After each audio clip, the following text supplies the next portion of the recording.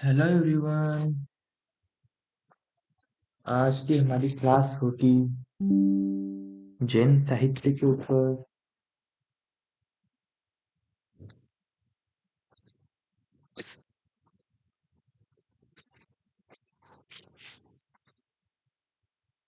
आज हम देखेंगे कि जैन साहित्य की विशेषताएं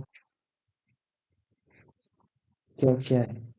इससे पहले हमने नाथ साहित्य को पढ़ा है और सिद्ध साहित्य को पढ़ा है। अगर किसी ने वो क्लास नहीं देखी है तो हमारी वीडियो सेक्शन में जाओ, प्लेलिस्ट में जाओ, वहां जाओ, देखो। आज की हमारी क्लास है वो जैन साहित्य के ऊपर है। तो जैन साहित्य की विशेषता क्या है?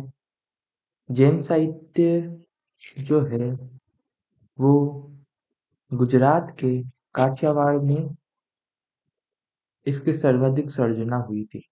कहाँ पर? गुजरात के काठियावाड़ में।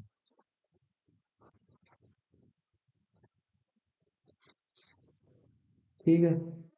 और आदिकाल में जो सर्वाधिक प्रामाणिक ढंग से जो साहित्य हमें लिखा हुआ मिलता है वो जैन साहित्य ही है। तो सर्वाधिक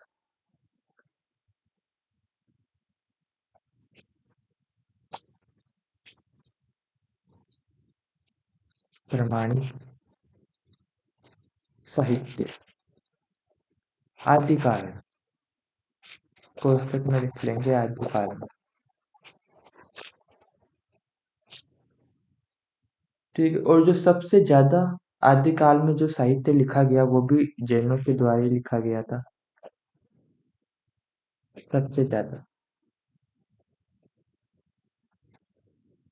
हालांकि ऐसा भ्रम आ सकता है कि सबसे ज्यादा राष्ट्र साहित्य लिखा गया है, पर सबसे ज्यादा जैन साहित्य लिखा गया है।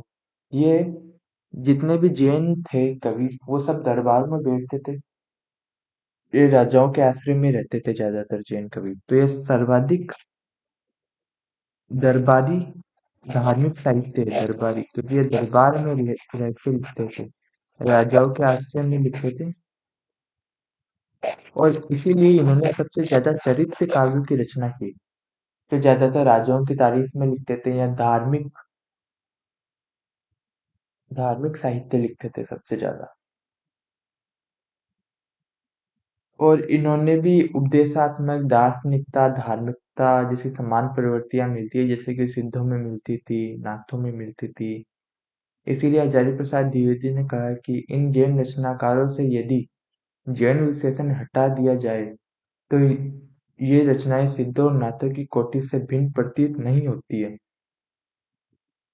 ये आचार्य प्रसाद द्विवेदी का कथन था इनके लिए। तो इनमें मिलती है उपदेशात्मकता,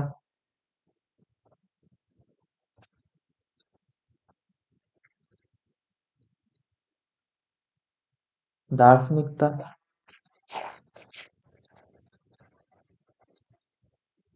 धार्मिकता, जो कि सिद्धों और नाथों के समान है। ठीक है। और फिर इसमें रस कौन सा मिलता है अपने को सबसे ज्यादा? रस मिलता है श्रृंगार, और धार्मिक है तो शांत रस। अब इन्होंने प्रबंध लिखे या मुक्तक, काव्य शैली कौन सी थी इनकी? तो काव्य शैली जो थी इनकी वो दोनों ही थी। ये प्रबंध भी लिखते थे और मुक्तक भी लिखते थे। आपको पता होना चाहिए कि मुक्तक क्या होता है, प्रबंध क्या होता है। मुक्तक का मतलब होता है कि एक पूरी तरीके से स्टोरी लाइनिंग होती थी, कि शुरू से एंडिंग तक हर एक लाइन, हर एक पैराग्राफ एक स्टोरी की लाइन में आता था। ऐसा नहीं कि बीच का पैराग्राफ उठा के पहले रख दिया तो भी फर्क नहीं पड़ता या बाद में भी नहीं पड़ता। एक स्टोरी होती थी, पूरी कंटिन्यूटी होती थी उस स्टोरी में। और मुक्तक का मतलब होता है जैसे कि बिहारी के दोहे, सूरदास के पद, यानी कि एक पद को दूसरे पद के ऊपर भी रख लिया जाए तो उसमें ज्यादा फर्क पड़ेगा नहीं।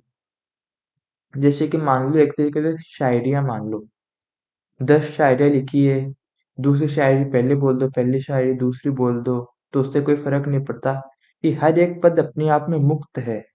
वो पहले कंटिन्यूटी में नहीं है, वो अपने आप में फ्री होता है। पहले से मुक्त होता है, पहले वाले पद से, तो उनको बोलते हैं मुक्तक। और प्रबंध होता है एक स्टोरी लाइनिंग, पूरी की स्टोरी, पूरी लाइनें कंटिन्यूटी में होती है, तो वो होते हैं प्रबंध। अब जैनों की मुख्य भाषा क्या थी? इनकी मुख्य भाषा वही थी जो आदिकाल की थी। कौन सी? अपभ्रंश थी। और उन्होंने मुख्यतः पद ही लिखे, पद्य में ही लिखा। और जो गद्य में लिखा था टिप्पणियां करने के लिए पद्य पर, उसको लिखा था टब्बा। उसको ये टब्बा बोलते थे। ठीक है। अब जैन साहित्य की प्रमुख शैलियां होती थी, जैसे कि चरचरी, फाग, फागु, राग,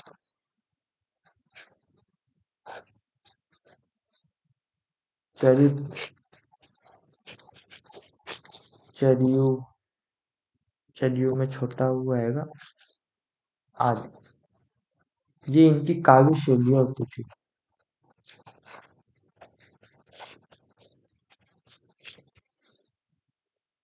ठीक है। और जब इनकी सबसे लोकप्रिय कौन सी थी? लोकप्रिय थी वो थी रास। ठीक है। अब जैन साहित्य पर सर्वाधिक अर्धमगधी प्राकृत का सबसे ज्यादा प्रभाव रहता था। ठीक है। और जो जैन साहित्य प्राकृत और अपभ्रंश, और अपभ्रंश ऑप्शन में आए तो अपभ्रंश भी इसका सही आंसर होगा। ठीक है। और जो जैन साहित्य के जो ग्रंथ लिखे जाते थे उनको आगम बोलते थे। कि जो जैन साहित्य के ग्रंथ, इनको आगम बोलते थे।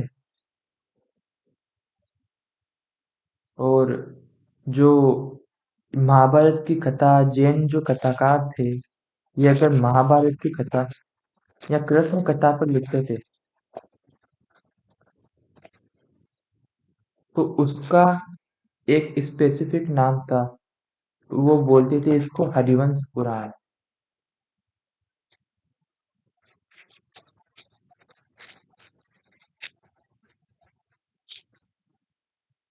तो ये जैन साहित्य की कुछ विशेषताएं थी जो आपको पसंद जरूर आई होगी। इससे ज्यादा जैन साहित्य की विशेषताओं के बारे में जानने की जरूरत नहीं है।